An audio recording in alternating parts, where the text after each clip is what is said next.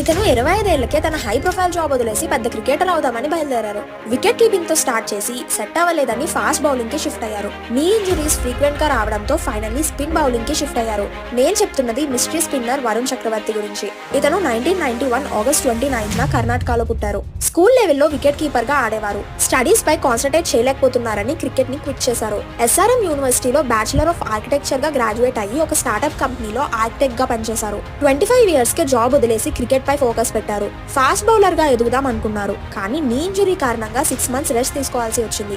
Recover అయిన తర్వాత spin bowling training తీసుకున్నారు. ఇతని యూనిక్ యాక్షన్ కారణంగా 2017లో తమిళనాడు ప్రీమియర్ లీగ్ లో సెలెక్ట్ అయ్యారు. అదే ఇయర్ KKR నెట్ బౌలర్ గా సెలెక్ట్ అయ్యి సునీల్ నారాయణ్, పీయూష్ చావ్లా లాంటి బౌలర్స్ నుండి ఇన్పుట్స్ తీసుకొని తన స్పిన్ టెక్నిక్స్ ని ఇంప్రూవ్ చేసుకున్నారు. 2018 IPL ఆప్షన్ లో కింగ్స్ 11 పంజాబ్ వరుణ్ ని 8.4 crores కి తమ టీమ్ లోకి తీసుకున్నారు. 2021 జూలై 25న T20I డెబ్యూ శ్రీలంకకి ఎగ్నెస్ట్ గా చేశారు.